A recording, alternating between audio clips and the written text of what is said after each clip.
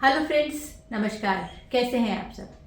मैं उम्मीद करती हूँ आप सब बहुत अच्छे हैं और अपनी सेहत का पूरा ध्यान रख रहे हैं। ओजस हेल्थ केयर में मैं हूँ डॉक्टर सोनल और मेरी कोशिश होती है कुछ ऐसे छोटे और सिंपल हेल्थ टिप्स आपके साथ शेयर कर सकूँ जिससे आप अपनी हेल्थ का बेहतर ध्यान रख सकें। और आज हम बात करने वाले हैं ब्रेस्ट में होने वाली गांठों या ब्रेस्ट कैंसर के बारे में। ब्रेस्ट में होने वाली गांठें बहुत कॉमन होती हैं, महिलाओं में ज़्यादा देखी जाती हैं, पर पुरुषों में भी ब्रेस्ट में गांठें हो सकती हैं। पुरुषों में भी ब्रेस्ट कैंसर देखा जा सकता है।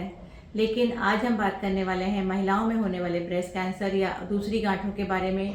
इनको कैसे डायग्नोस किया जाए, इनके बारे में कैसे ज़्यादा जानकारी प्राप्त की जाए, कैसे अपने डॉक्टर को आप कंसल्ट करें, इनके ट्रीटमेंट में किन बातों का ध्यान रखें। तो इन सब बातों के बारे में आज हम बात करने वाले हैं। वीडियो आपको अच्छा लगे तो लाइक और शेयर करना मत भूलिए, और अगर अभी तक आपने चैनल को सब्सक्राइब नहीं किया है तो ज़रूर से इसे सब्सक्राइब कर दीजिए। तो आइए शुरू करते हैं।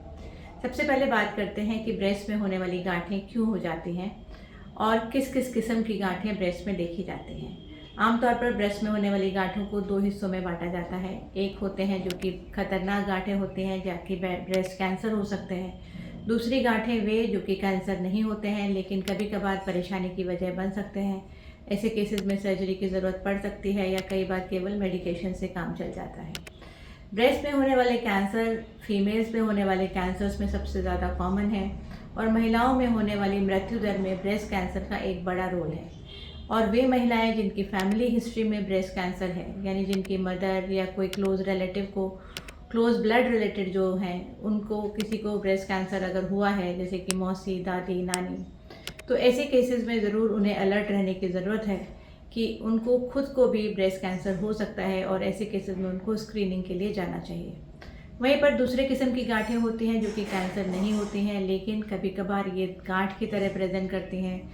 वे महिलाएं जो छोटे बच्चों को फीड करा रही हैं उनमें ब्रेस्ट एब्सेस होने के चांसेस रहते हैं, यानी कि ब्रेस्ट में पस पड़ सकता है। तो ये सब जो गांठें होती हैं ये दवाओं से ठीक हो जाती हैं। कई बार इनको निकालने के लिए भी, या पस अगर है तो पस को ड्रेन करने के लिए सर्जरी की ज़रूरत पड़ती है।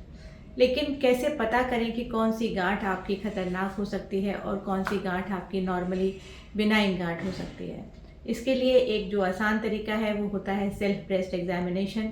इसके बारे में बहुत सारा जो मटेरियल है वो आपको इंटरनेट पे मिल जाएगा कि सेल्फ ब्रेस्ट एग्जामिनेशन कैसे किया जाए, पीरियड के कौन से फेज़ में किया जाए, किस तरीके से आप अपने ब्रेस्ट को एग्जामिन करिए, कौन से हिस्से को, हाथ के कौन से हिस्से से आप उसको पेल्पेट करिए। और ये सब चीज़ें अगर आप करते रहते हैं तो आप काफ़ी हद तक श्योर हो सकते हैं कि आपको इस तरीके की कोई परेशानी नहीं है। लेकिन फिर भी वे महिलाएं जो कि हाई रिस्क ग्रुप में आती हैं उनको ज़रूर अपने डॉक्टर को समय समय पर कंसल्ट करना चाहिए। और मैमोग्राफी और अल्ट्रासाउंड ये दो तरीके हैं जो कि आसान और सस्ते तरीके हैं। लेकिन अभी हाल ही में मैमोग्राफी के लिए काफ़ी सारे डिफरेंट व्यूज़ इंटरनेट मीडिया पे छाए हुए हैं, जिसमें कि ये कहा जा रहा है कि मैमोग्राफी का जो रेडिएशन एक्सपोजर है वो कभी कभी महिलाओं के लिए कैंसर होने की वजह बन सकता है। एक मैमोग्राफी में तकरीबन 15 चेस्ट एक्सरे के बराबर रेडिएशन होता है। लेकिन फिर भी ये जो रेडिएशन है ये महिलाओं में जो बेनिफिट है मैमोग्राफी के उससे कम रहता है और बेनिफिट्स ज़्यादा रहते हैं। लेकिन फिर भी मैमोग्राफी के अलावा आप अल्ट्रासाउंड का इस्तेमाल कर सकते हैं, एमआरआई का इस्तेमाल कर सकते हैं, जहाँ पर कि बिना रेडिएशन के ब्रेस्ट को स्कैन किया जा सकता है। तो ये सारे तरीके हैं ब्रेस्ट की स्कैनिंग के लिए, जिससे कि पता चले कि कौन सी गांठ है, कैंसर हो सकती है या नहीं हो सकती है। इसके लिए अलग अलग ग्रेडिंग सिस्टम्स होते हैं। लेकिन अगर आपको ऐसी कोई गांठ निकल के आ रही है तो ज़रूर अपने डॉक्टर से कंसल्ट कीजिए।